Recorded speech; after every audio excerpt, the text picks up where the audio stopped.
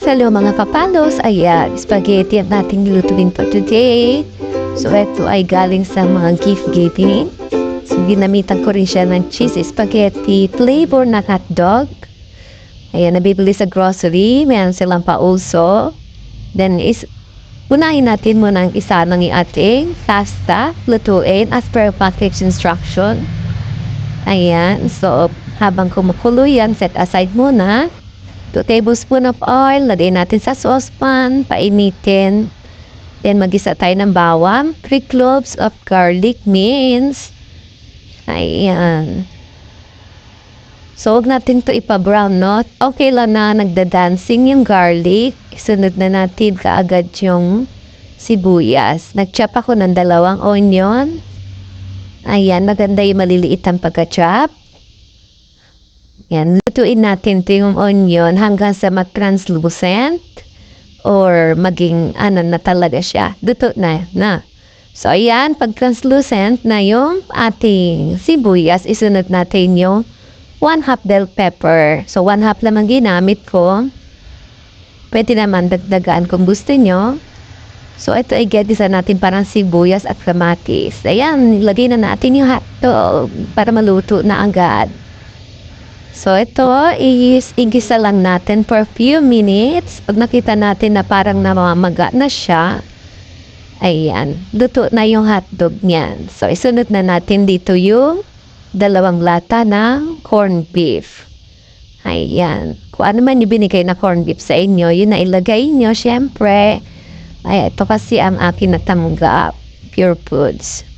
So, nilagay ko to. Dalawa to eh. Oh, good for 1 kilo na. Tama-tama. Ang galing no, nakaisip nito, no? Pwedeng corned beef yung ilagay instead of giniling na beef. Ayan. So, kung may pambili naman kayo ng beef na giniling, mas maganda. Ang tinuturo ko lang dito is yung mga ating natanggap, no, na pwede natin iluto. So, ito na. Ikisa natin. Ayan. Para halo-haloin lang para mag-incorporate. Then, sunod na natin dito yung seasoning natin. 1 beef broth cube. Ayan. Para mas lasang baka. Ayan. Then, sunod na natin dito kaagad yung sauce natin, no? So, pakulo lang to na ilang minuto. So, tayo. Then, ito na yung Italian style spaghetti sauce. So, ito ay medyo kaasiman, no? Hindi siya matamis. Kung may bata kayong kakain at gusto na matamis, you can add naman sugar. Ayan. 3 tablespoons of sugar is recommended. Or yung iba kasi nilalagyan na ng kondensada. Okay na naman din, may kondensada. Kung yun ang gusto nyo napili na pampatamis. Pero wag nyo dadamihan. 1/2 cup lang ng kondensada. So, ayan, pakulo lang natin ito. Lagyan ng konting bechin, paminta, at konting asin, kung di pa kayo naaalatan. Ayan, sa akin naman palagay is okay na yung lasa nito dahil lalagyan naman siya ng keso. So, ayan ang finished product. Ito na, serve na natin yung spaghetti.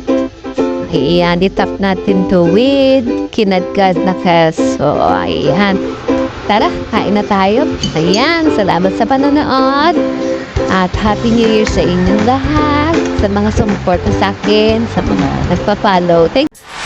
Thanks for watching. Please subscribe to my channel for more updates. Love you all.